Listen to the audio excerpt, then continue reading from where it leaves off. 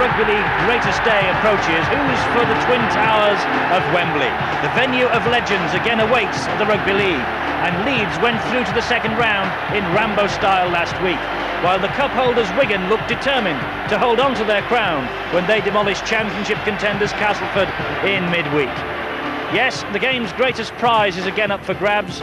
April the 27th is a red letter day on the calendar, and today we see two more Wembley hopefuls in the first round of the Silk Cut Challenge Cup. Sheffield Eagles is the game's newest club, who've never had a whiff of Wembley, but Featherstone will last there in 1983 when they lifted that famous old trophy.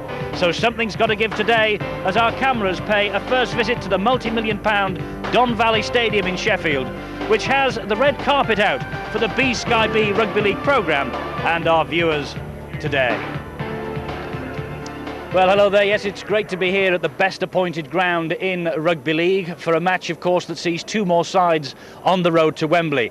Now, this game really should have been played this time last week until the Siberian weather took its toll, and so the Eagles of Sheffield come face to face with the Rovers of Featherstone.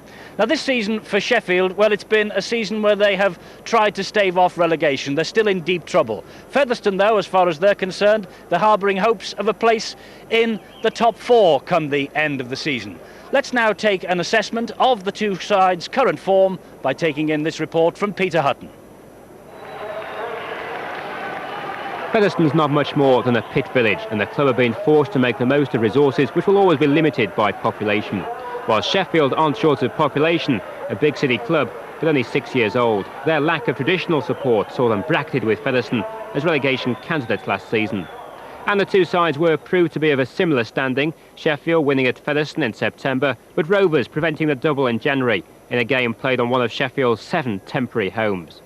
But both sides claimed some notable wins and stayed up, if only just. Featherstone by a point, Sheffield by points difference. The Eagles had looked in danger, but showed the resolve to survive.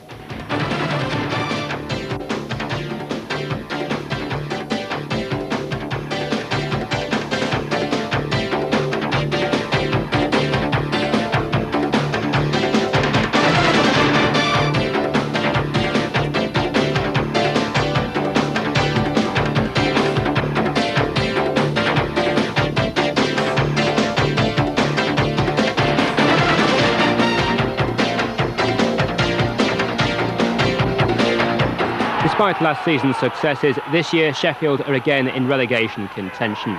Defeat by Leeds, one of 3 losses to the new Don Valley Stadium. Only Rochdale have conceded more points at home, and Sheffield's problems haven't just been on the pitch, they've also had to cope with the teething difficulties of a new stadium.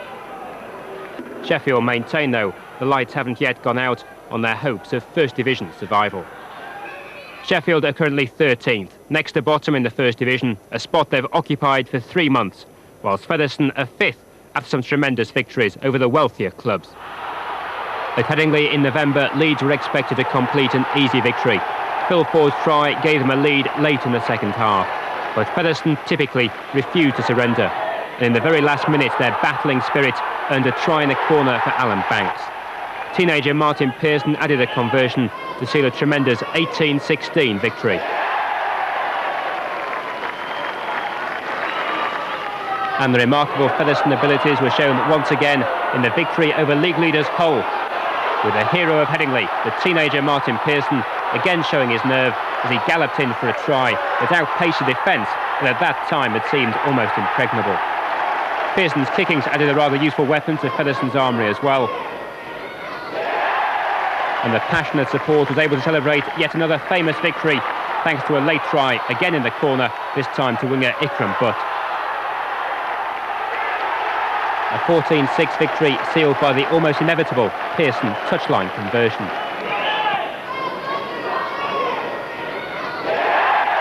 But the recent form of both sides has been impressive. Sheffield's home win over Hull signalling their change in fortunes after losing their previous 9 games. Whilst Featherstone have risen from 10th to 5th since Christmas, 8 wins in their last 11 games, contrasting with just 1 win in their first 6 of the season. So it's really a big game for the two sides today. No bigger prize than a place at Wembley, of course, on Challenge Cup final day. And as a pointer to the real recent forms and who might actually go forward to the second round, we need look back no further than 2 weeks ago, when the two sides, Sheffield and Featherstone, met right here at the Don Valley Stadium. And Sheffield Eagles are in red. The two sides reinforced their reputation for close games. Sheffield starting brightly, Sam Panapa opening the scoring after exchanging passes with Daryl Powell. But 9 minutes later, Brendan Tooter's juggling wrong-footed Sheffield. Paul Newlove brought Featherstone level. Sheffield provided the foundation of Great Britain's recent under-21 squad, and one of those instrumental in the win in France, Sonny Nicol, offered further proof of his strong running forward potential. Mark Aston was another on the trip to France. His consistent kicking has set Sheffield's scoring records. But Featherstone looked to have unearthed a record breaker of their own. Paul Newlove feeding Owen Simpson for his 8th try in 8 games since joining from Keighley. The game continued to swing. Panapa linking with Daryl Powell as Sheffield extended their lead. But Featherstone kept on pressing. Terry Manning's break ably supported by Derek Fox, though it was still 18-16 to Sheffield at half-time. Into the second half, an inspired kick from Fox, Trevor Clark the scorer, and Featherstone finally in front. But the attack was disrupted as Paul Newlove's charge from centre ended in only injury. The knock to the shoulder means 6 weeks out of the game for the young international, but it had appeared worse as he was taken from the pitch. Rovers still found inspiration, though, in the shape of the kicking of Derek Fox. Ian Smales beating the veteran Mumby to the pickup to clinch Featherstone's 5th win in 7 away games. Not too much then to choose between the two sides that day. Newlove is still out, he's dislocated his elbow. Featherstone have also got problems with Chris Bibb, who's out injured, and so too are the big forwards Burton and Leo Casey. Now joining me as always is the Great Britain international, former Great Britain international, Mike Stevenson. And Mike, with 4 players like that out, surely Featherstone up against it a bit today? They certainly will find it very tough, because Sheffield will be very buoyant after defeating Hull in the preliminary round. And I think that Featherstone are going to have to look to their halfback combination of Smales and Fox again to pull out the skills. It was Fox that defeated the Eagles a fortnight ago. It's been a really tight match, though, between the two sides every time they've met this season so far. Yes, they're very, very strong in the forwards, and I suspect that Sheffield, because Featherstone having a few problems in the pack, I think that they'll play a lot of the game right down the middle. Well, of course, this is a match that not too many people would have predicted would have taken place. When the draw for the competition was made before Christmas, the Sheffield Eagles were paired at home here to the league leaders Hull. And on a cold night in January, the Eagles swooped for a famous victory. Here we have pictures of that match, and this is the movement leading up to Peter Lewis's first try for the Eagles. Mike, it really does give you some indication that Sheffield prepared to throw the ball about whenever they get near the line. Well, look, they had nothing to lose. They kept the ball alive, and Hull, unusually, kept back from them. It was a game that they didn't seem to get their defensive pattern correct, and of course Sheffield took full advantage of it. And the match-clinching try coming up, the celebrations going on for a long, long time. They knew how important this was for them. 19-6 the final score. Here's the clincher. Panapa, the centre from New Zealand, very much involved. And then he feeds the ball out eventually, and it reached Des Meyer, who goes in for a try in his debut. Well, it was a good play, but it was a good backup play as well. But once again, you have to point the finger at Hull's problem that day. We saw just in that clip that they missed a lot of tackles. They allowed that forward to go far too much forward, and then they backed him up. The gap was there, and the game was lost. Great opportunity then for these two sides. Remember, in the second round draw, which was made on Thursday, the winners of this one have a home tie against second division Salford in the next round. So the quarterfinals really are beckoning for these two. Now at half-time, we'll be taking you back 24 hours to the international between Great Britain and France, and we'll be talking to the world's top referee, Greg McCallum, who's over here from Australia. Greg, it's great to have you with us on the gantry. We'll be hearing from you during the course of the game. Good game yesterday, good day? Very enjoyable, Eddie. Test football is the ultimate thing in rugby league, and I'm sure that the game here today is going to warm the hearts of everyone. Looking forward to it greatly. Well, we're looking forward to having you with us, and as I say, we'll be talking with Greg throughout the game and more especially at half-time. Now then, the ground staff here at the Don Valley Stadium really have worked overtime once again to clear the existing snow from the ground and give us a pitch on which this game can be played. Let's check on the conditions underfoot now by going sideline and talking again to Peter Hutton. Well, the conditions down here pretty impressive. If you look at the ground, it's fairly firm, but it's not giving too much ground. They had a fair amount of snow on it early on, but at the moment it looks fine. They're very proud of this new stadium here, though. There are a few distinctive features about it, though. One of them, the very tight in-goal area, and that tight in-goal area is clearly going to cause a few problems for the kickers, particularly like Derek Fox. Can they find their way into that area? But at the same time, there's plenty of experience in both sides to be able to cope with those sort of new conditions. So a great stadium here, good conditions, and some fine players down here. The situation down here, the fact that the snow has been on it, might just make it a little worse later on. It might just give a little more later on, but at the same time we've got a good crowd here, we've got a good atmosphere here, and even though it's a big stadium, the crowd do pick together and also make the situation here fairly emotional, fairly tight, and increase the rivalry between these two sides, Sheffield and Featherstone, who've shared some good games in recent weeks. And the sun is out and shining, and that means we've got a little bit of warmth here today. Keith Mumby is the Sheffield Eagles fullback, the veteran who perhaps is facing his last chance of a trip to Wembley. David Nelson is on the wing. Martin Offiah says he's one of the best he's ever faced. In the centres, back off international duty yesterday with Great Britain, is Darryl Powell, the Eagles captain. And the New Zealander Sam Panapa is wearing 4. Mark Gamson plays his 74th consecutive appearance, a record for the club today. David Maiko is the standoff half. He's just 18, former Great Britain under-21 international. Mark Aston is the scrum half, played for 60 seconds in Perpignan 3 weeks ago. Man with 6 Australian international caps to his credit, Peter Tunks is the prop forward at 8. And Mick Cook is the hooker, wearing 9. Much travelled Tim Wilby comes back into the side, he's in 10. And Paul Broadbent has displaced a former test forward, Hugh Waddell. He's in the second row, alongside Sonny Nicol, who was number 12. And Anthony Farrell completes the Sheffield Eagles lineup, the club's record signing, and the coach is Gary Hetherington. It's a wonderfully appointed stadium. Everybody inside the Don Valley today will be sitting down, and this surely is the way for the future. Featherstone Rovers then line up with Tim Sharp at full-back. He plays for the injured Chris Bibb. Martin Pearson kicked 8 goals against Sheffield in September and 3 more 2 weeks ago. He was 2. Terry Manning, 4 tries in his last 5 matches. He's in 3. Ikram Butt, former Leeds player, he was 4. And Owen Simpson, he is a man on standby for service in the Gulf. He used to play Army Rugby Union, and he was 5. Ian Smales is the standoff half, a 1990 tourist to Papua New Guinea and New Zealand, and the captain is alongside him, the scrum half, Derek Fox. Did so much to destroy Sheffield Eagles here a couple of weeks ago. The old campaigner at 41, he's the oldest man in the game, Jeff Grayson, the prop forward, in 8. Mark Gibbon is the hooker, he wears 9, and Gary Rose is the other prop forward, wearing 10. Brendan Tudor is in the second row, wearing number 11, New Zealand international, and Clary Eaty, cousin of a New Zealand scrum half, Brett, who's of course at Bradford Northern, he wears 12, and Trevor Clark, the Maori, he completes the Featherstone Rovers lineup, and their coach is Peter Fox. Featherstone out. It's an important match for them. A lot of people in rugby league fancy this team as the dark horses on the road to Wembley this year.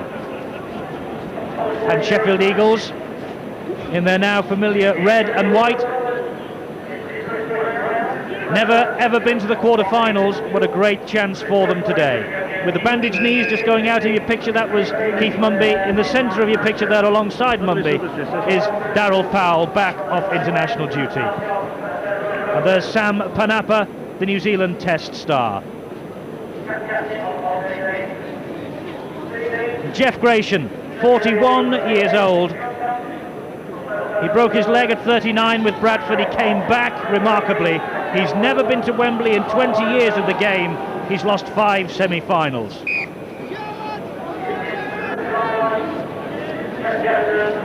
Peter Tunks, you might notice, is the captain for the day. He leads Sheffield Eagles, and there's the match referee who last year had control of the Challenge Cup final at Wembley itself, John Holdsworth, Britain's top official, and he comes from Kippax.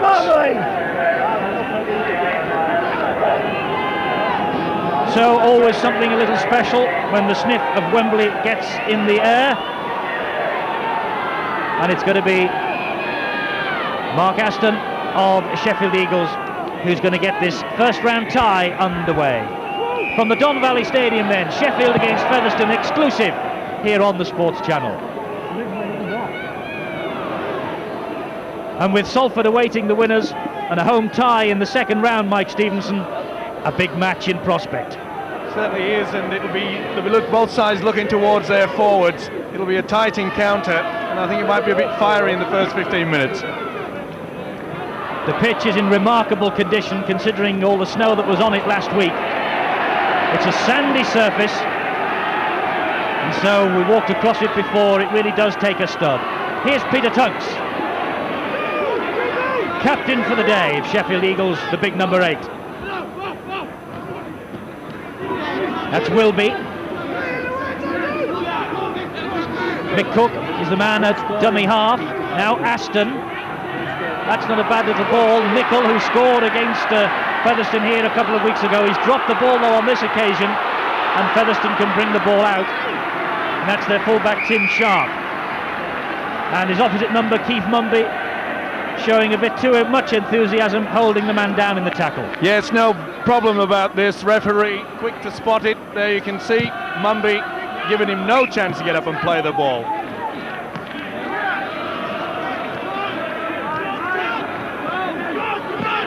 So Rovers restart. That's Gary Rose.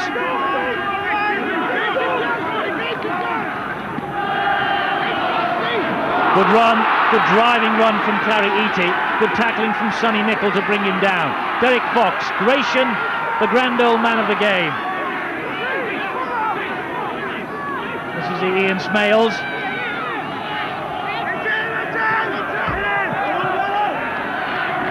Broadbent, Gary Rose rather, electing to hold on. Let's have an early word as well then from Greg McCallum, who's up here on the gantry as you saw. Greg, early impressions?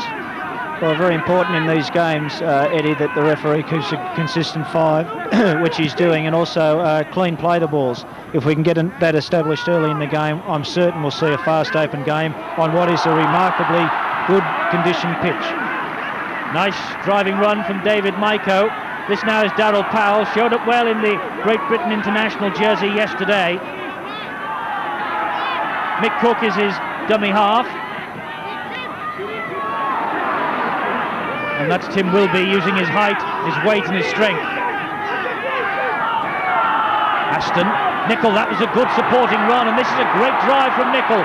He's found Panapa, Powell is there, and Powell has got support on this near side. That's a great try from David Nelson. First blood to Sheffield Eagles. It was a drive down the middle, and then neat hands as they got in the Featherstone quarter that produced Nelson's 6th try of the season. Beautiful play. Watch the switch inside. We've just seen the end of this with the Nelson going in for a beautiful try.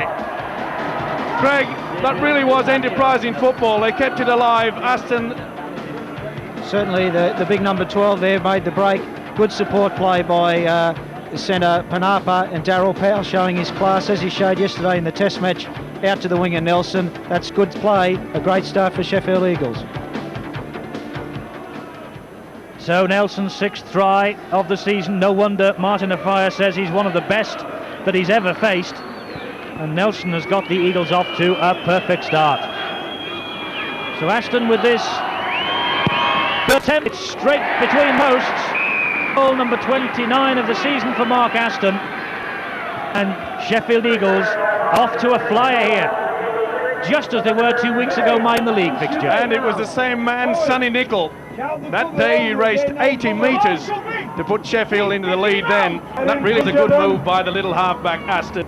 The switch inside for the strong running Nicol. And here he is again. Bought from Hunslet for £20 in 1989, the number 12 for Sheffield Eagles. But Featherstone have been back for the illegal holding down of Nicol and then penalised another 10 metres. And the man who has been penalised is Brendan Tutor, the New Zealand. What a stupid play by the Kiwi then. Right in front of the referee. He was obviously put his elbow into the player's face.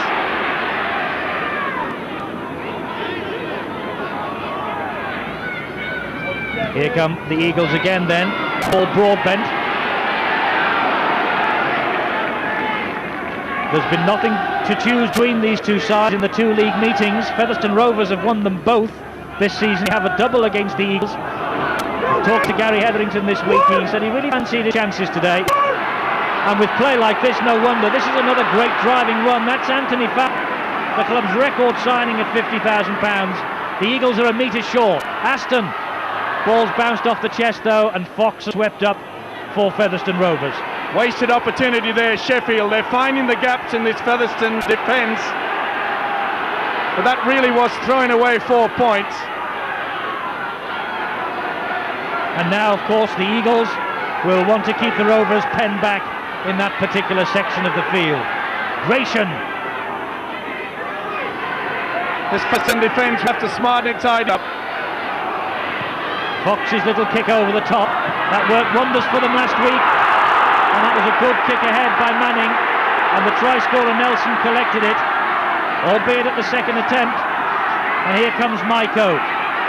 But he's wrapped up by Tutor. Maiko still going. A great start to what was always likely to be an intriguing clash.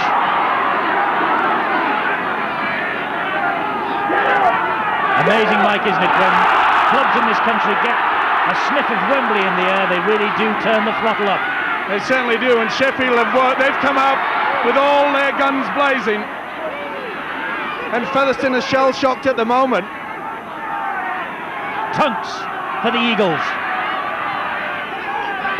Grand finalist, of course, with Canterbury Bankstown. Last tackle, drop goal attempt, he's got it. Darryl Powell with a drop goal stretches the lead. Well, here we see the experience with the halfback Mark Aston. Or was it Powell? Yes, it was Powell. It was good thinking there. And they come away with at least 1 point, and that could prove to be most important late in the game. A man who's making drop goals in this Challenge Cup competition a speciality. He dropped one in the Challenge Cup tie against Hull in the preliminary round. On that day, of course, Eagles won against all the odds, 19 points to 6, to set up this first round tie. That really was smart thinking, and it just shows you the experience of the man, an established player now in the Great Britain ranks. And that's just the start that they needed. 7 points to 0 then. Sheffield Eagles are ahead. There's one for Owen Simpson to collect. A rich vein of scoring form, Owen Simpson. A try in each of his last 6 matches.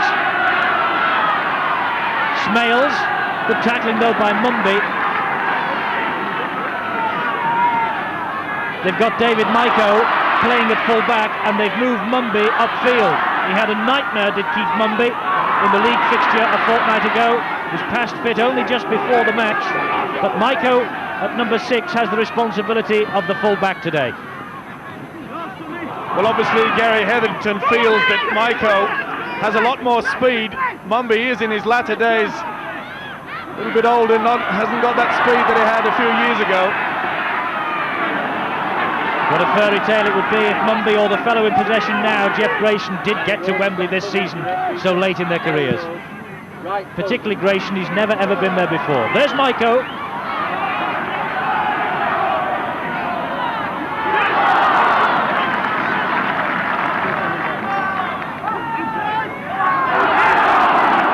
almost through.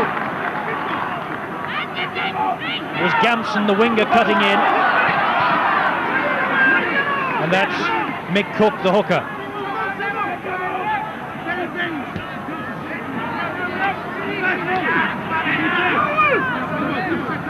David Maiko, number 6, and playing at full-back with that fellow in possession there, Keith Mumby. No stranger to the full-back berth. Played under 21s at full-back. Here's Nicol again. Having a big game again, Sonny Nicol. Just as he did in the league fixture 2 weeks ago. Powell with a kick ahead, well read by Derek Fox. Neatly collected. He had to be a man there, Fox. That saved the day. But Sheffield really are stretching this Featherstone defence. They're using the switch and they're using the big Sonny Nicol out wide, and they can't handle him.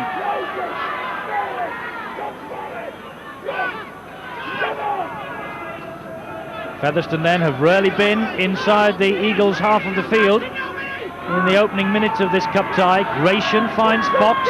Smales, there's a neat piece of play from Fox to find Smales steaming up on the left-hand side. Here's Fox again. Now Gratian. And Tutor. That's it from Butt. Still going, Butt. Good play. Tutor in support. And the referee has seen a punch being swung there in the tackle. It's a penalty to Featherstone Rovers. Well, you see here Tutor with the ball, and that was Powell. It was only a short one. Referees aren't blind. We have a referee alongside us, of course, Greg McCallum. No arguments with that decision, Greg? No, I think in that situation there, Brendan Tudor, he served a little bit out there, he got a little bit back, but to the referee's credit, he saw it and took immediate action. That'll keep the teams apart, and that'll give us a good game. So a penalty then to Featherstone, and Martin Pearson, with that enviable goal-kicking record against the Eagles, 8 against them in September, 3 more here a fortnight ago, has the chance to open his account today. He struck it well enough, but it's just faded wide of the posts. And so a chance for the Eagles to break back.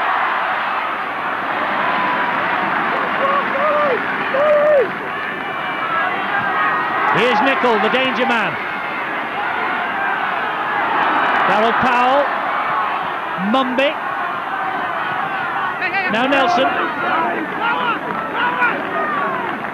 Well brought down by Clary Eaty. Wilby stepping through the challenges. Farrell, mistake, but it went behind him, so referee rightly says play on. This is Broadbent. Farrell on his own from dummy half. That's the last tackle. Powell's kick ahead. Tim Sharp collects. Look at the way the Eagles had moved up to clobber the full-back as he collected it. Certainly was, but good play by the Featherstone full-back Sharp. He read that they was going to chip over. Well, let's go down to the touchline and Peter Hutton. 2 observations from down here, Ed. The first one about that drop goal, the Darryl Powell drop goal.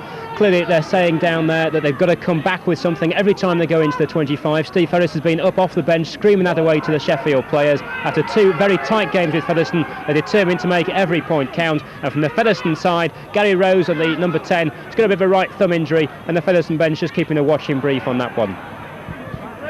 Simpson in possession, tackled by Nelson. Here's Manning. Now Fox. That kicking game of his could be important in this match today. Well collected though by Maiko. Good tackling from Owen Simpson. Well, that's also the reason why Maiko is being put into the full-back position, because Mumby was caught out a couple of times with the redirected kick from Fox in the second half. Obviously they don't want to read it back. Eagles in ahead, 7-0. It's in the league 1984. They've never reached the quarter-finals of this competition. Is this their year to at least get that far? Tunks will be.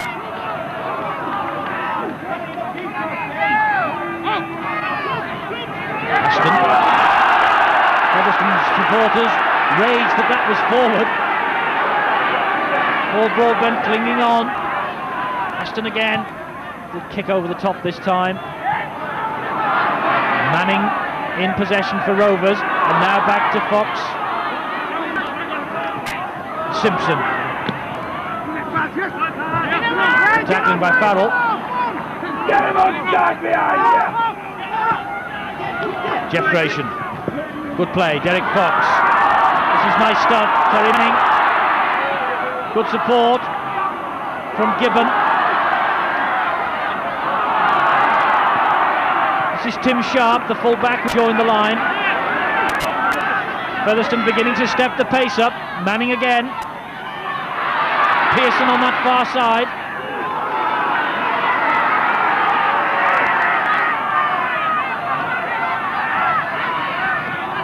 Fox, and that's E.T. and Fox again. Good play. Gary Rose in possession, now Manning. Ikram Butt takes over. You can feel the tempo has been increased even up here. Featherstone are keeping this ball alive, but all credit to the Sheffield side, they're moving up very quickly in defence. Derek Fox. Well, all he found then was the head of Terry Manning, and Sonny Nicholas swept up for Sheffield Eagles.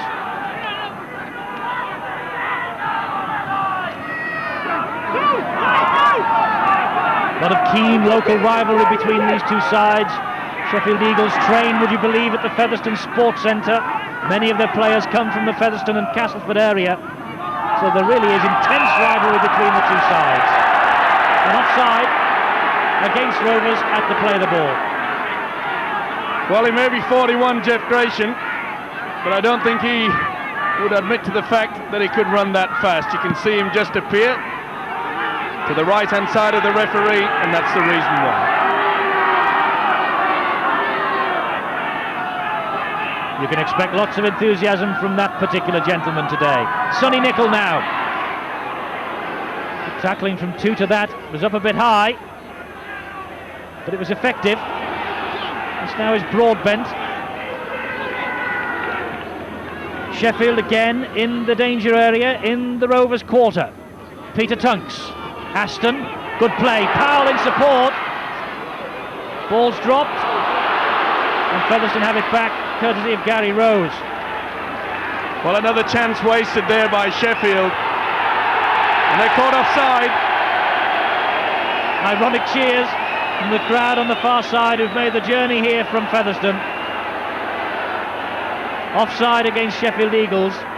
Referee John Holdsworth, Greg McCallum, is under just a touch of pressure.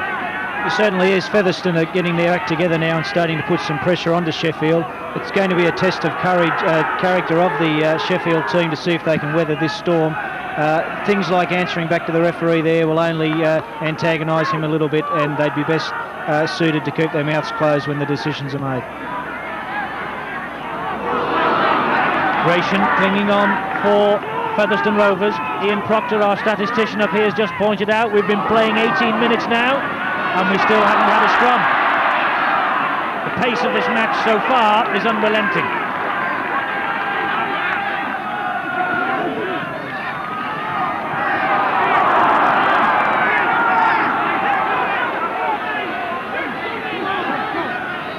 Fox.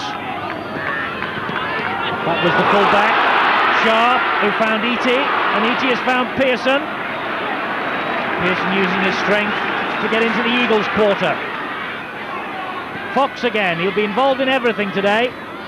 Grayson, Fox once more. Still going Fox, good ball. E.T., but unloads, now Tutup will find Owen Simpson out wide here. Can Simpson get round again? That's good tackling from Darryl Powell. The last one. Little kick over through the Eagles defence, but well read on that occasion by Paul Broadbent. Well, that's the best passage of play by Featherstone. They've realised that there's no way through down the middle. They have to swing the ball out wide. That's where their rewards will come.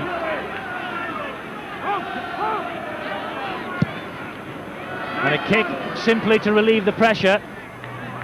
It might find touch. It does. And that really has relieved pressure. good kick ahead by Mark Aston.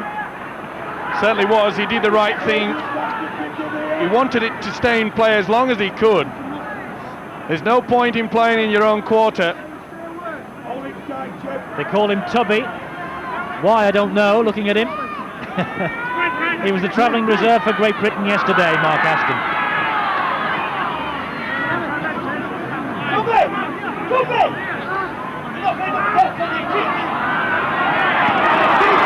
Confirmation of Aston's nickname as Rovers once again break through with Manning. And Sheffield Eagles really are having to work overtime to keep them out here. Clary Eaty. Not much to choose as far as the workload's concerned between these two sides. Fox.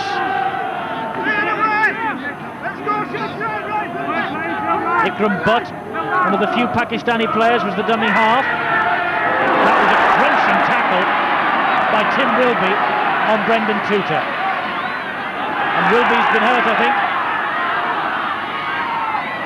Ball spills again. Both sides, Mike, could rue the day at the end of this match that they've dropped so much ball. Well, the pressure, and there again we see, we talk about this pressure, but it really has been breathtaking speed. Both sides are into it. It wasn't the best of passes.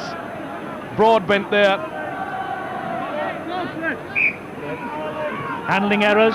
The Eagles have made 4 now, and Featherstone Rovers have made 3. The Rovers have possession with Smales. It's a good driving run straight through the tackle of Aston. Couldn't get away from Powell though. Manning is the dummy half. Now Fox. Long pass. That's the fullback. Sharp. This is Ikram Butt. Here they come again with Eaty.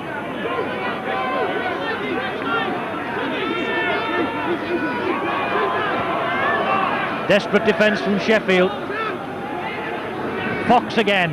I told you he'd be involved in everything, and so it's proving to be. Such an important cog in the Featherstone Rovers wheel, Derek Fox. It's Gary Rose. Last tackle. And Rovers 12 metres short of the line. Fox again. Good ball out to that far side. Pearson. Manning. Keeping it going as long as they possibly can. And the Eagles have defended stoutly, and Peter Tunks has come up with the ball. Well, Featherstone really threw everything at them then. They're keeping this ball alive. But full credit to Sheffield. Their defence, where it was coming from, they really did pick themselves up in the last few seconds.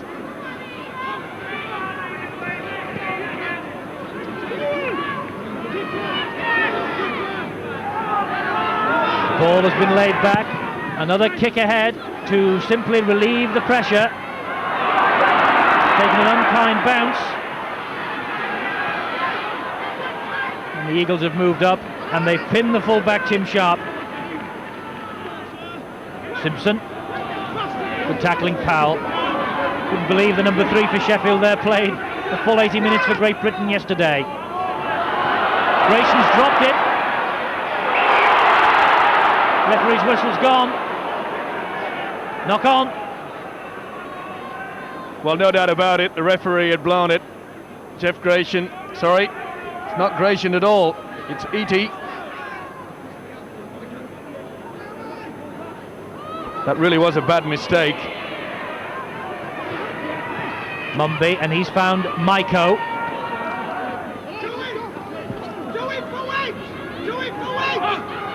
Powell to Cook.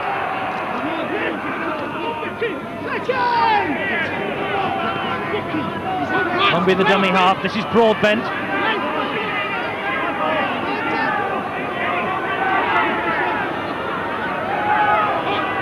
Tunks first receiver. Aston. Gives it again to Anthony Farrell.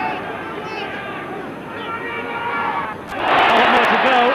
We have now Aston. A ball on his own, and Farrell is over. Well, what a shot for the Eagles here. 24 minutes gone, that's their second try. And Anthony Farrell, the club's record signing, £55,000 from Huddersfield, has repaid a slice of that fee. Well, this came out of nothing. Powell knew what was happening. The forwards called the wrong move. It went to Aston. I just stood and watched him. Look at that awful defence by Featherstone. The support was there on the inside, and the strength of the lock forward, Farrell, is enough to take him over. I've been impressed with the work of Aston this game. He's obviously a class player. The way that he made something out of nothing there, that was tremendous. The step there, picked up the supporting player, and over he went. I've been impressed with the back rowers of Sheffield Eagles, and they're in a great position now. Anthony Farrell's first try of the season, right in front of the posts. And the kick from Aston, there it was just a couple of seconds ago, has stretched that Eagles lead. They really do have a bit of daylight now between them. Sheffield Eagles 13, Featherstone Rovers 0. A great start. Certainly a great start for the Sheffield boys, but I'm sure that Peter Fox will have plenty to say to the Featherstone guys. You could have thrown a blanket over the defensive system there. That really was poor play. Well, they built a handsome lead in the league fixture in the first half here a couple of weeks ago. They eventually lost it. Can the Eagles this time cling on to the advantage that they've built for themselves? We shall see. Because Featherstone are in a rich vein of form. They've won 6 of the last 8 matches, and their away form's even better.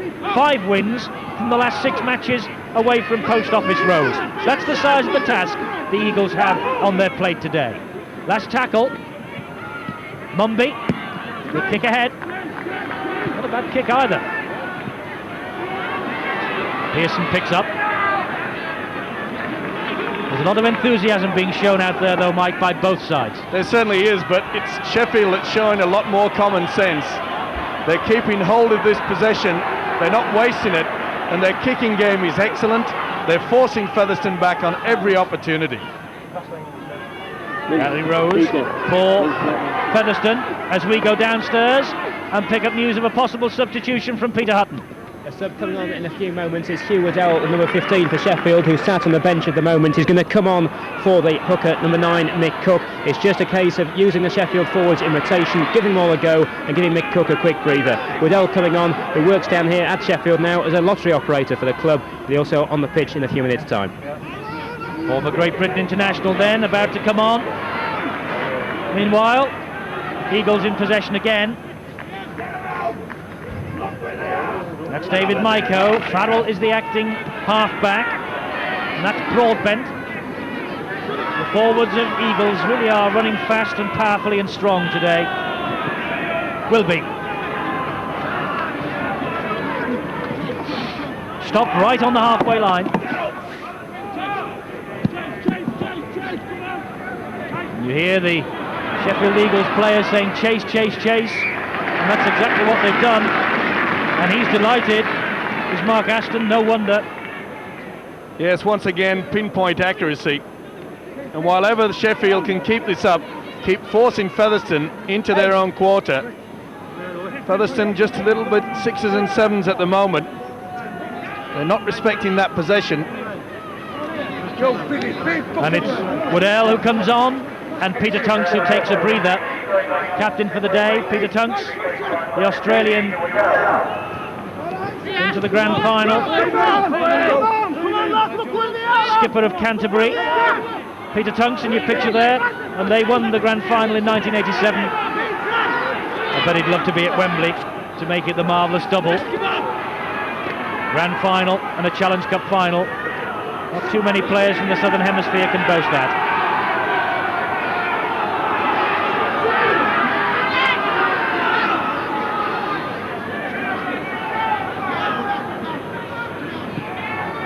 (13 points to 0. The Eagles are ahead.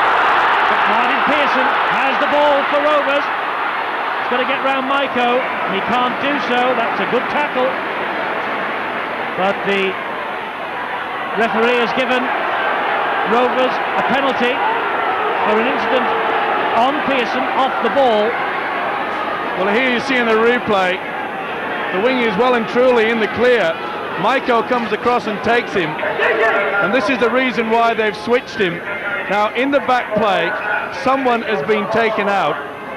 Greg, did you see that? Yes, a Featherstone player taken out in back play. good refereeing by referee Holdsworth to pick that up, because one of the blights of the game in Sydney are the number of players that are held back in an attacking position. So good work to the referee there.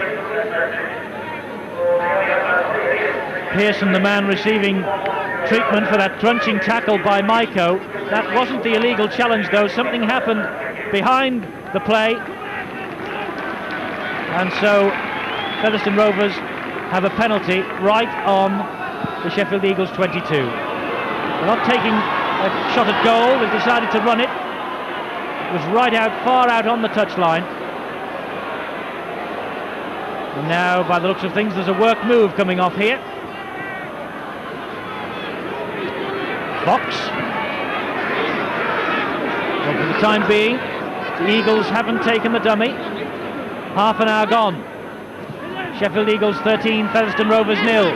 Rovers, though, within 12 metres of the Eagles' line. This is Tuta. Big favourite at Post Office Road, the New Zealander. So is this fellow, E.T. And Featherstone really are examining the defence here. This is Smales, and now the ball is with Pearson, but not Pearson, it's the referee's whistle has sounded. That's Terry Manning. Well, it was obviously a shepherd here. There you see Manning running round. Smales was the man that he used as the obstruction. There's no doubt about it. I think you would have given that one, Greg. Yes, Mick, the defensive player there was certainly obstructed in making the tackle, and that, of course, what the obstruction law is about. Player not in possession of the ball cannot obstruct an opponent. A correct decision by the referee. Peter Tunks is a spectator for the time being, and he's with Peter Hutton.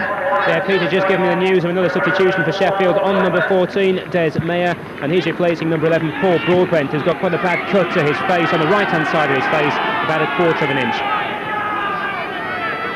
Nasty gash. So Des Mayer is on. Hugh Waddle's on.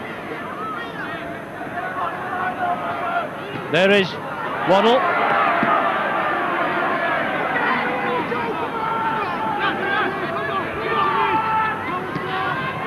And there's Mark Aston, who really has run the show from scrum half. Up against one of the best in the game in Derek Fox. Mark Aston out to prove his worth today. There's Des Mayer. Scored a try in his debut against Hull to give the Eagles this fixture. Aston again with the kick ahead.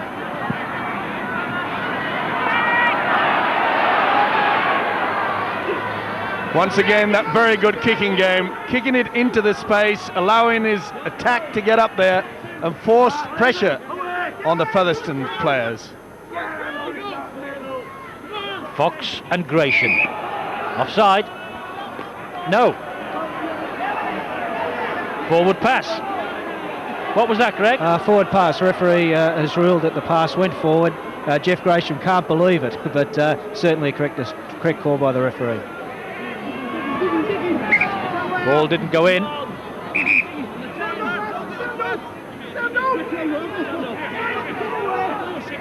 The referee wants the forwards to separate before the ball is fed again. Now it's with Mumby.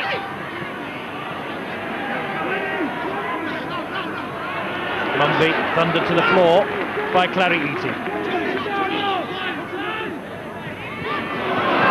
Farrell, try scorer, about, 10 minutes ago. Nicol, the acting halfback. Now it's with Wilby. It's this switching of play that Sheffield really have the Featherstone defence stretched. They really don't know what to expect.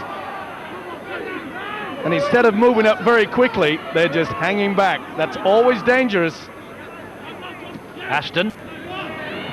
A ball to net. Last tackle. I wonder if they'll bomb the full-back here. No, another attempted drop goal. Not this time. Aston with the attempt at the one-pointer, emphasising what Peter Hutton said from the touchline a few minutes ago, that every time they get in the danger zone, the Eagles will try and come back with some reward. That's good tactics, Mike. It certainly is, and they're playing the right game plan. And Featherstone really, they're going to have to do something very quickly to get out of this hole. Perhaps Manning can provide it. Not defence like that, but that was good play just the same. Managed to unload the ball. Here come Rovers again then. Gratian now. They find it very difficult to break this Sheffield defence. I mentioned earlier they've got to keep it out wide. Oh, the kick like that. 5 minutes to half time as Tuta went for that ball. And a penalty given by John Holdsworth for the challenge on Tuta as he went for it. Greg, enlighten us. Yeah, it was just after Tuta picked the ball up there. He did well to pick it up. The thing with Brendan Tuta, whenever the game is around him, there's always something happening. Great chance now for Featherstone. They're on the attack. Quick thinking by Tuta. Rovers on the Eagles 22 with Gary Rose. Well, it was Tuta that brought Featherstone back into the game a fortnight ago down here. He's doing the same now. That was a bone crush instead. Panapa got him, so too did Nicol, but Rovers aren't finished.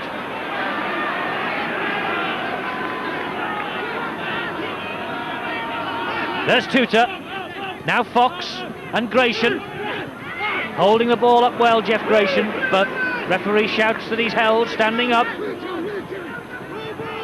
Butt finds Manning. Manning running straight and true. So is E.T. Barry E.T. just stopped short.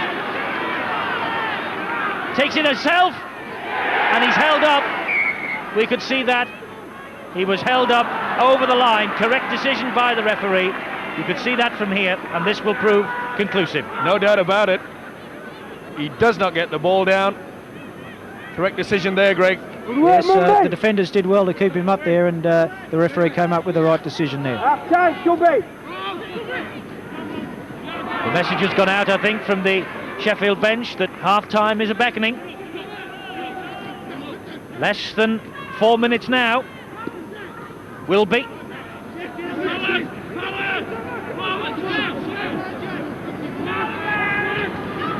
Waddle.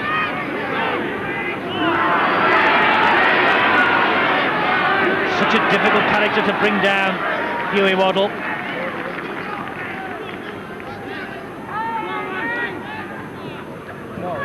Mayer, oh, he did well then.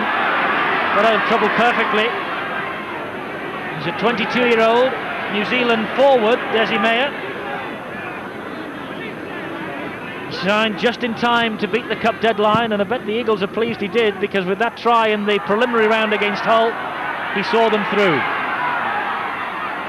Derek Fox penned on his own quarter line, and Powell has got him. Well, once again, those wonderful kicking tactics. And Featherstone will have a lot to sort out in the half-time break.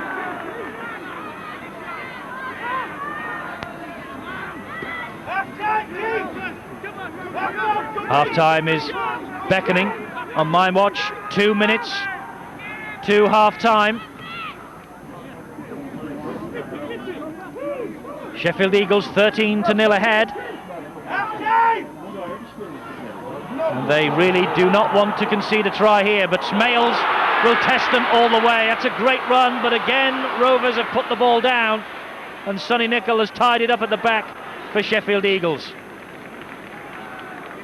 Once again, this Featherstone side making that break out wide, and I'm sure that their coach Peter Fox will emphasise, there he is, he'll have plenty to say. He always has plenty to say as Peter. But I can assure you that he'll want the ball out wide. There's no point in trying to mix it with this very strong Sheffield defence in the middle. Peter Fox, one of the wiliest campaigners, one of the best coaches in the game. I'm sure he will have spotted something. And the Eagles must not think that this game is won yet, not by a long chalk. A minute to go to the half-time break. Simpson has the ball for Rovers.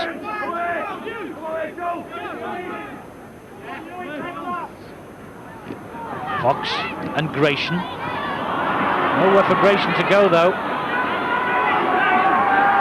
It was a nothing pass really, but the big man had no option. They really have stopped running, and there's another mistake, and a bad mistake too, at the play the ball, a knock on. Well, here you see the hooker there, Gibbon, turning back. The referee deemed it was a knock-on. Yes, it went the way that a knock-on is given, and that's the type of thing that Featherstone can do without. And there's another surging run from David Nelson. Sonny Nicol is the dummy half. Well, he's all on his own now, Nicol. Just maybe we'll take the tackle as we enter injury time. Will be the dummy half. Now it's with Aston. Now Waddle. Still going, you Waddle. 8 metres short of the line. Farrell, Aston.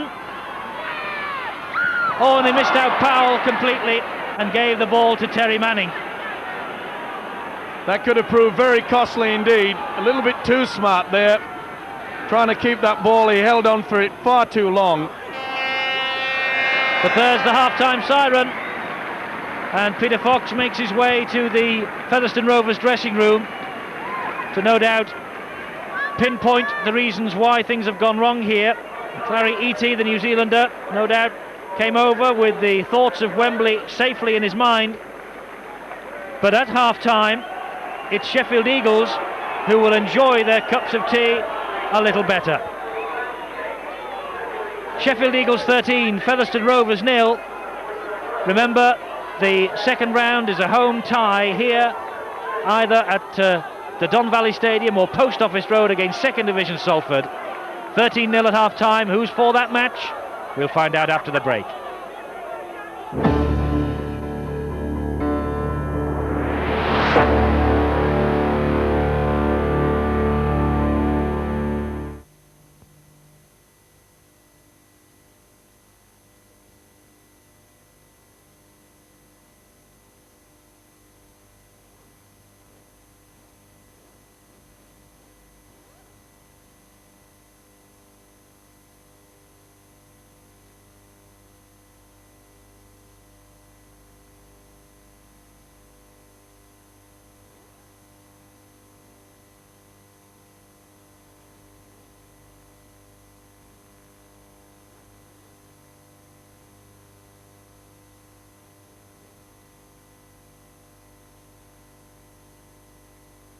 Out to their cost in their first round match on Wednesday night.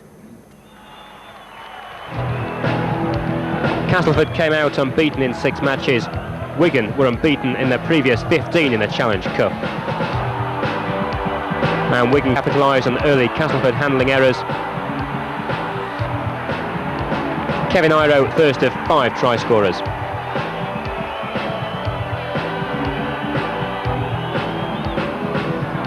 Botica couldn't land the kick, but he was to leave his mark on the game.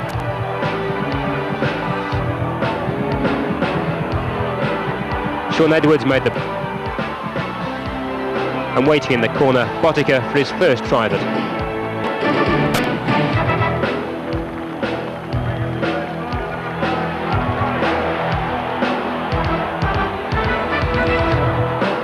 And there was individual reward for Edwards, his speed of thought, his speed of foot, helping him stretch Wigan's lead.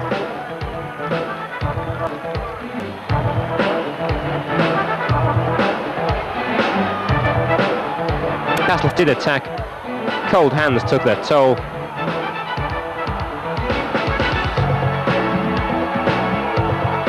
And Botica's footballing skills made it 22-0 at half-time.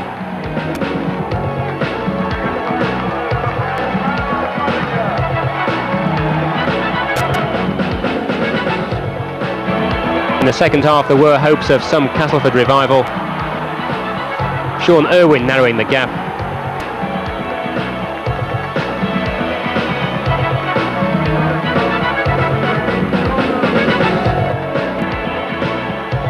But the game was as good as over as Castleford went down to 12 men. Gregory on the floor and Dave Plange off the pitch. Wigan left to celebrate the first step on a potential road to a 4th consecutive Wembley success. Yes, no side has ever made it to 4 successive Wembleys. Mike Stevenson was there the other night. Mike, it looked to me as though Wigan really are still in the mood for the Challenge Cup. Oh, without a doubt. There's no doubt in my mind that that game was won on Tuesday night in the dressing room before they went out. You usually get a side that want to win more than the other side. And I'll tell you what, Castleford is so lethargic. Wigan came out with all their guns firing, and they're going to take some stopping. They were awesome. Well, awesome they might have been. What about these two here? They've done their game plan. They're kicking very, very well indeed. They're keeping the ball alive. They're switching in and out. Featherstone just don't know what's happening, and they're hanging back. It's a very, very poor offensive effort by Featherstone, but let's not take anything away from Sheffield. They really have mixed and matched it. They're doing some wonderful moves. The kicking game is all there, and if they continue on, Featherstone aren't going to get out of this at all. Well, I noticed that at half-time the referee John Holdsworth took a bit of stick from the supporters over on the far side of the ground. You'd expect that, Greg McCallum, but very briefly, is there any way back for Featherstone?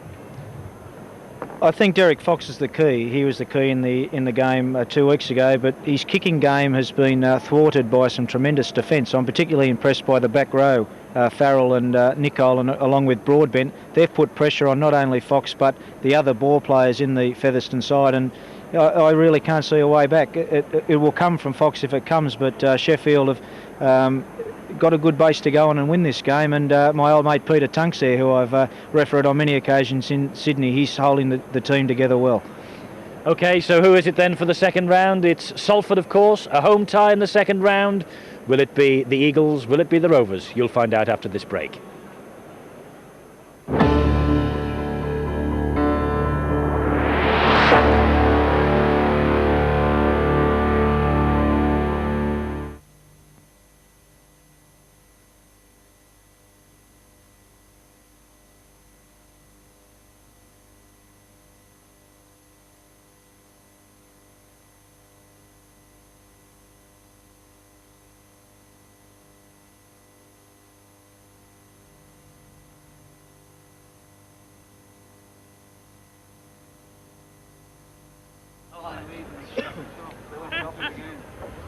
They did go off, didn't they?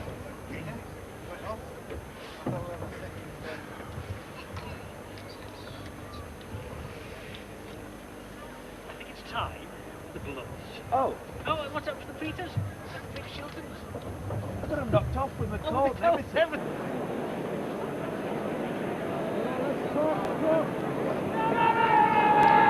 Taken over on Gibbon and so I wonder if that's the little adjustment Peter Fox needs to take his team into second round. We shall see. Certainly the most important 40 minutes of the season for Sheffield Eagles. The season would be just about over as far as honours hunting is concerned if they lost today. Featherstone Rovers, I suppose really, Mike, the same can be said for them, although they are a place in the top. Yes, I think you'll have to agree with Eddie. Featherstone really have to throw everything into a cup run. They've only got about 39 minutes remaining to get out of this one yet. Ash's kick ahead again. Tim Shepard to make the progress. Fox.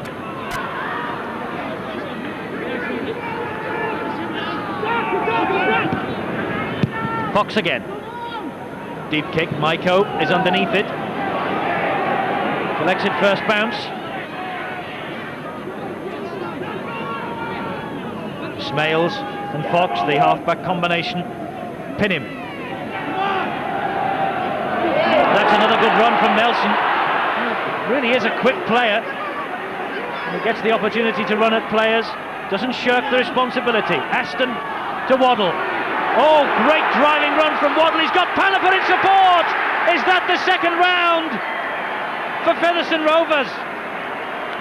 I'm afraid their chance might have gone. Sheffield Eagles, though, might think that they are in round two already. Look at the strength of Hugh Waddell, the former British Lion. Beautiful pass inside, good support play by Sam Panapa. And I agree with you, Eddie, Sheffield could well be in there. Greg, That really was a great run. Tremendous. Hugh Waddell turning the clock back 2 years there to when he was in the Great Britain side. Tremendous break, and Panapa really coming onto the ball there and making sure of the 4 points, which will be surely turned into 6 now.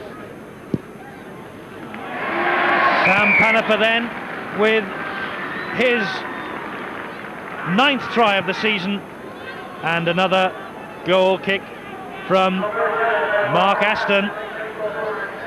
And there is a happy New Zealander, Sam Panapa. There are his details. The 28-year-old could well have put his club into the second round.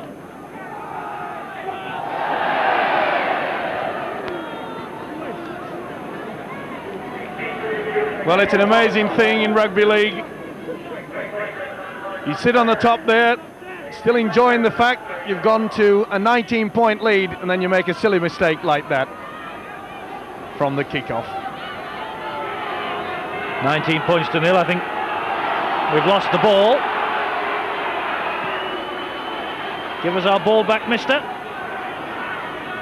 Now we're underway. Ashton with this drop out from underneath the sticks.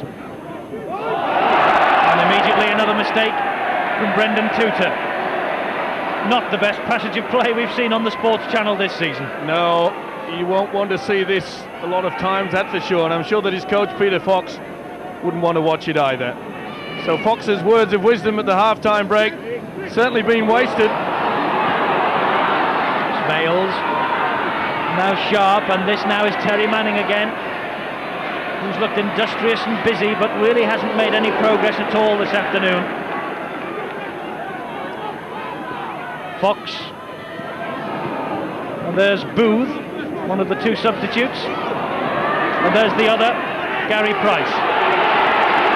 But look, the man Booth was looking where the support might come from, and Rovers had stopped running. Gratian, ball's dropped, it's been hacked ahead, referee says play on. Fox, good tackling, but the referee's whistle has sounded again. It's a scrum down. No doubt about it there, the ball was forward. And full credit there, you see the referee. Fine positioning then, Greg. Yes, good positioning by John. He's an experienced official. I thought the player was offside when the ball was kicked through there, so possibly for Sheffield things worked out well for them. Eagles have possession back. 5 minutes of the second half gone. And that's good play from Smales. He robbed the ball from the arms of David Nelson before the tackle was completed, so Featherstone really haven't finished. That's Trevor Clark, they're loose forward. This is Manning. Tutor and Panapa squaring up to each other off the ball. Eaty. I tell you what, if the Eagles beat the Featherstone Rovers, they've beaten Hull, they really will fancy the chances. Long way to go yet though. Manning,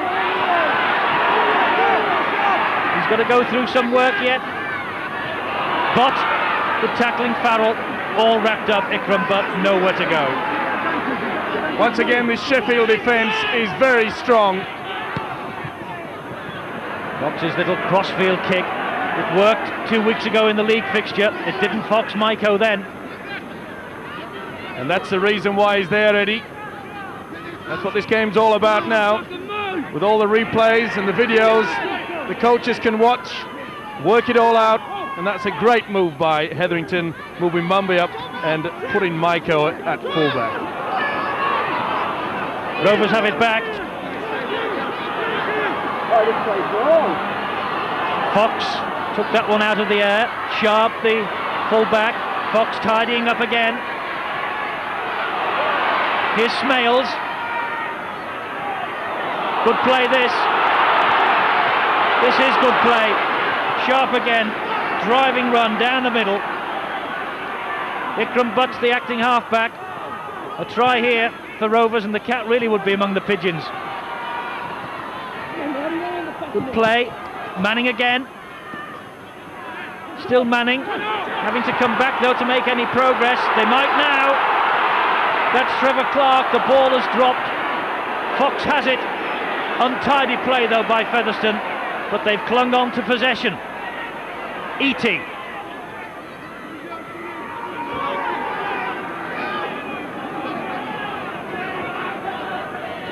Gratian and Fox.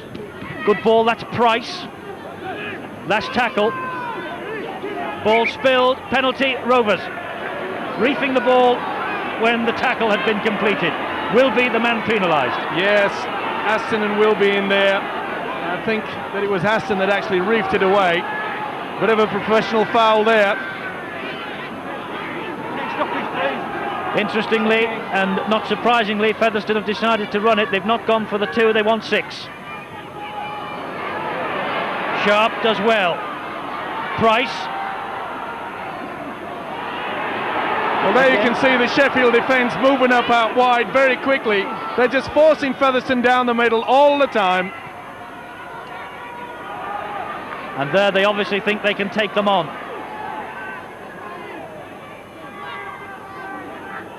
Tutor.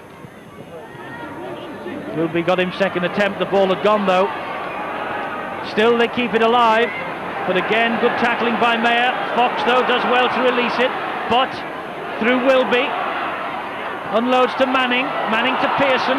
Pearson's all on his own. And he nearly surrendered the possession. Referee spots the knock on. And a chance for Sheffield Eagles to make a substitution. Peter Hutton. It's going to come on for number 9 Mick Cook, so it's Tunks number 8 on for number 9 Mick Cook. The Sheffield options cut down though by the fact that Paul Broadbent is still receiving stitches in their dressing room at the moment, whilst the Featherstone options are cut down because Mark Gibbon, their hooker, has had heavy bandaging on his left thumb. So Peter Tunks is back on to lead from the front, the acting captain for the day.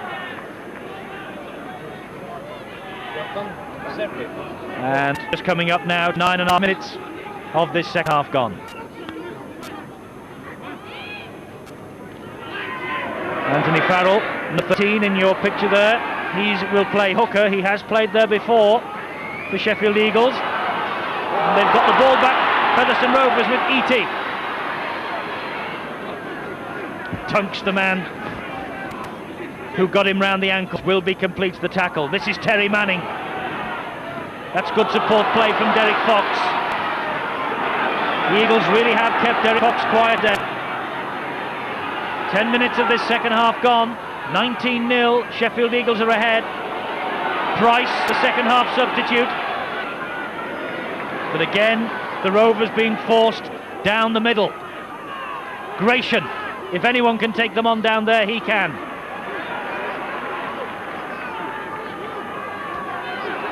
Clark is the dummy half. Now Fox. They've lost again. Waddle.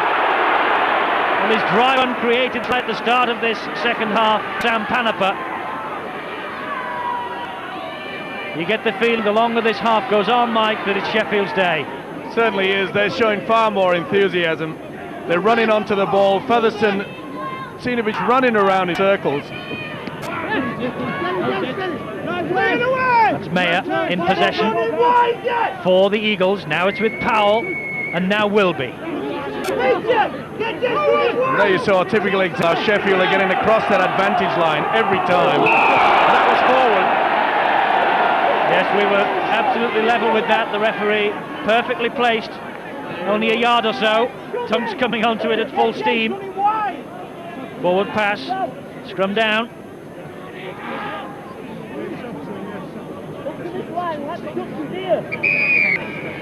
Referee holding the cup because the substitution about to be made. Dixie and Smales is coming off, and Gary Rose is returned to the fray. Ian Smales on the far side of the field hobbling away. Well, he got a knock very early in the game, received another one. And that's a sad blow to Featherstone's hopes. He's the man that could link with Derek Fox to get this side moving. But up until now, it's been a poor showing by the Rovers boys.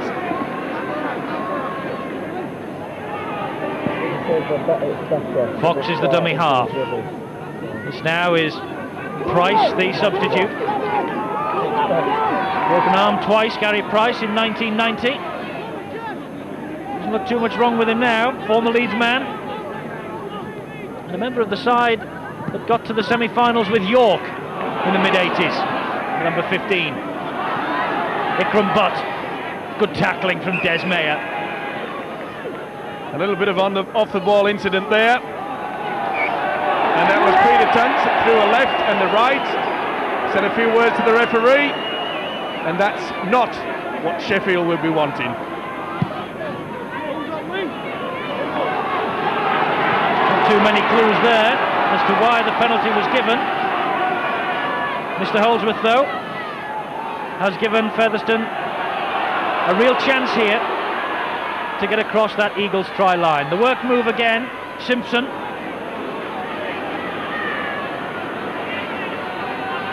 Clark, the acting halfback.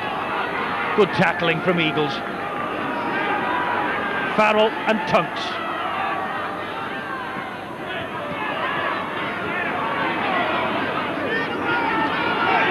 Rovers right underneath the Featherstone sticks then. Clark again acting halfback. E.T. They're forcing and funneling Rovers down the middle of the park. And Sheffield obviously feel that they're up to it. Now there's a chance though, and I think Rovers are over here. They are!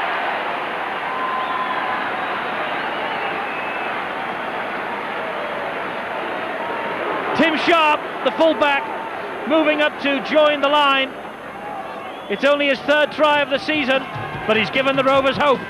Well, the long ball out wide is something I've been calling for a while. Brendan Tuta threw it in. It was pretty high. I don't think it was intended for Sharp, but he came flying through. That created the gap, and it's just what they needed. Quick play the ball. There you see the Kiwi international Tuta sending it over, and he came through, did Sharp. Good try, Greg. Certainly was. Full marks to Brendan Tudor there. Whether it's in defence or attack, he's a wholehearted player, and he certainly made that with a tremendous pass, and well done by the try scorer. He pulled the ball in. And Pearson really wants to land that one, and he has. And he has now given Featherstone Rovers a little bit of hope. We've not played a quarter of an hour, and at last Rovers are off the mark. 19-6. Important moments lie ahead for both sides. Well, it's certainly the morale booster that they wanted. There's Peter Fox. Maybe a half smile there. No. Well, Featherstone really needed the points. And you can't help but harp back on the fact that Peter Tunks gave away that possession, the penalty and the yardage that allowed Featherstone to get into the position to score the try. Ikram Butt then for Featherstone. Are Sheffield going to blow it? It'll take a mighty effort from Featherstone Rovers, but it's not beyond them. Gratian. Just watch the Rovers now. I bet there's a spring in the step for the next 10 minutes or so. If they get over again, Sheffield had better watch out. Maiko collects Derek Fox's kick ahead. This is Nelson. Amazing what a try does, Mike. Suddenly Rovers have found their feet again. They've found the running legs. Well, they'll inject a little bit more enthusiasm. Of course, they may have realised that if they keep passing the ball out wide, there's no reward for the effort that the forwards are putting in down the middle. They're just playing into the hands of Sheffield, and they've got to start doing something different. Sonny Nicol. Swarming tactics now from Rovers. Harold Powell is the dummy half. Mark Aston. Des Meyer. Last tackle. And watch for Aston to kick. Well, he's decided that they have to run it. Hanafa. Kick ahead by Gamson. And Tim Sharp, the try scorer, has collected it for Rovers. Good run from him too. And great chasing by Wilby. Manning. Fox clings on. Sharp, good tackling. That's Nicol. Read the danger, smothered the man as soon as he received the ball.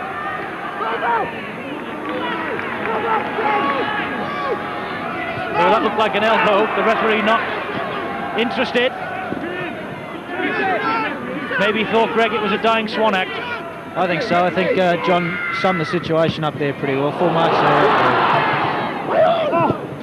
Play on, says the referee. The ball went backwards. Featherstone still have it. Gratian.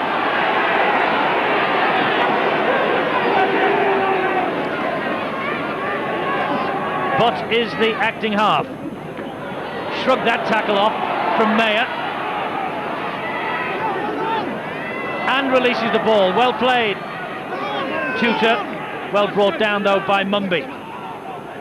Fox. Kick ahead again from Fox. Campson looking to get away with that. The ball went back. Thundering challenge. Well, that's more like it from the Featherstone players. They're a lot eager now. They can sniff that they can get themselves back into this game. I wonder if they've left it too late. 18 minutes gone. Nickel in possession. Now it's with Mayer. The temperature has risen considerably in the last 10 minutes. Sheffield's biggest problem is not to fall down on the fact that they think they've got enough points on the board. They have not to forget their kicking game, which is so successful in the first half.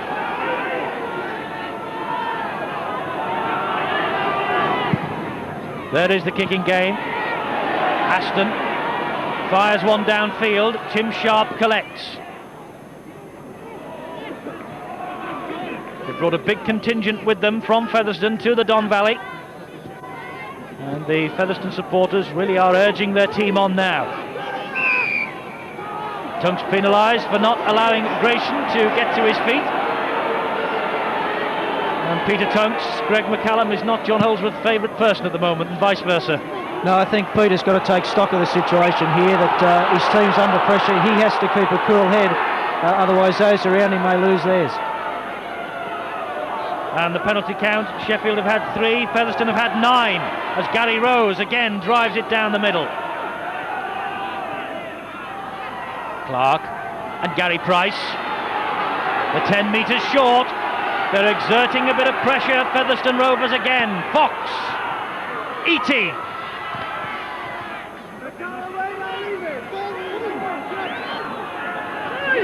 Ikram Butt is the acting halfback. Fox midway through this second half. Gratian going nowhere. Clark to Fox. The ball's gone to ground. And Featherstone are at it first, courtesy of Price. This now is Ikram Butt. High tackle. And referee Holdsworth will move in here. Will want a word with the offending player. It's Mark Aston who's been pulled out for that challenge there. Certainly was very high, but watch the number 12, Sonny Nickel. He got in his sixpence worth.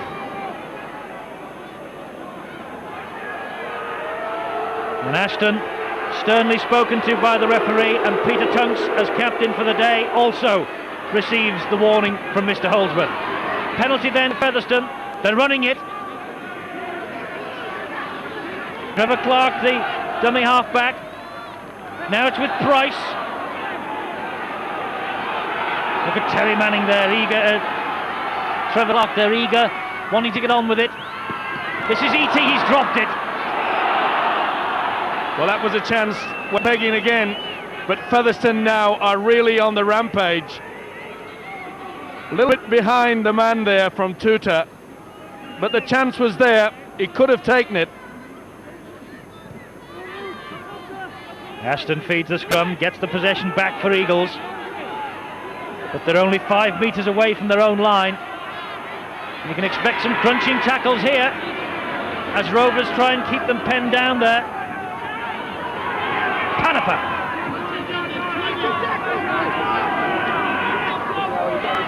Here's Tunks. Has to lead by example. Well, Peter Hutton has got the Sheffield Eagles hooker Mick Cook with him. Well, Mick, 19-6, but it's hard work at the moment, isn't it? Yeah, we've been pinned down for a bit now. It's looking a bit better, but I think if we can weather this storm, I think we should be okay. It's certainly very different from the league matches you've had, which have been really tight against them. Yeah, it's cup football though, it always tends to be a bit tight. You know, nobody wants to give out away, and there's always Wembley to look forward to. What about the game plan for this game? Did you approach it any different way? Yeah, we just changed two things to try and get his kicking game going better, you know, keep them pinned down in their own half and let them sustain all the pressure. But obviously they've got us under a bit of pressure at the moment. Thanks a lot, mate. Okay, thanks. And while he was talking there, we saw that Darryl Powell, Great Britain and Sheffield Eagles, received a nasty gash on the back of his hand. He obviously caught a stud there, totally accidental by Clary Eaty, who, as you see, was the first man to summon the assistance. And so Darryl Powell needs some running repairs and maybe a stitch or two at the end of this. Stood right through the back of the hand. Painful, Mike. It certainly is, and as you said, it was a mistake. And that could really affect his handling. Aston kicks ahead again. Substitute Booth allows the ball to bounce before he collects. Powell still receiving treatment. Peter Fox watching anxiously. Derek Fox, his namesake, in possession for the Rovers.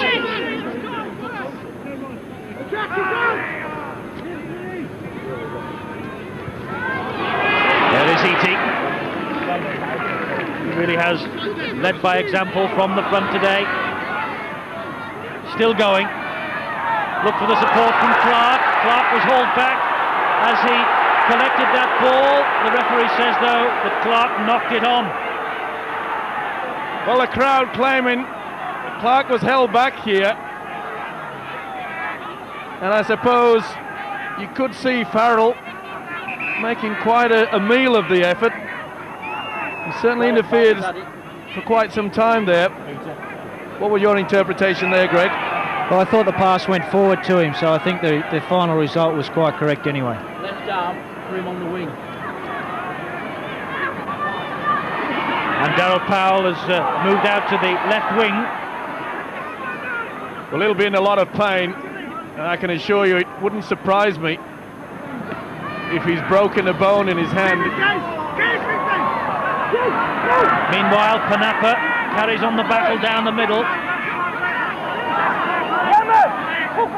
Could be a blow as Darryl Powell tries to recover from that. And there perhaps is another blow as Peter Tunks drops it to knock on. Well, that really was a bad mistake by the skipper there, Tunks, at a time when Sheffield really needed that possession. And this is really going to test the Eagles now. They've got to show their professionalism, slow things down, calm it down until they get back into the swing of things. A quarter of an hour for the Rovers to rescue this cup tie. Have they left it too late? Ikram Butt doesn't think so. Wilby had him though. Trevor Clark, the dummy half. Fox. There's Gary Rose. It's a totally different match to the two league meetings between these two sides. The Rovers have won this season such close affairs. Perhaps we're going to have a close affair here at the end of the day. Gary Price in possession for Featherstone. Now it's with Gratian. Now Tutor.